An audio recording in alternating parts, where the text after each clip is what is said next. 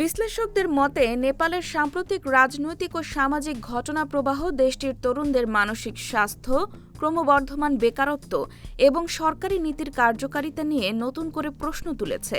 রাজনৈতিক দল ও নাগরিক সমাজের প্রতিনিধিরা সতর্ক করে বলেছেন, দ্রুত কার্যকর পদক্ষেপ নেওয়া না হলে পরিস্থিতি আরও জটিল হতে পারে।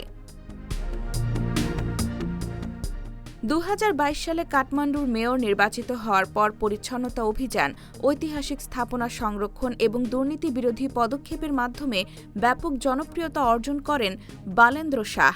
অবৈধ স্থাপনা উচ্ছেদে যানজট কমলেও হকার ও বস্তিবাসীদের একাংশের সমালোচনার মুখেও পড়েন তিনি। রাজনীতির পাশাপাশি সাংস্কৃতিক অঙ্গনেও তার প্রভাব ছিল উল্লেখযোগ্য।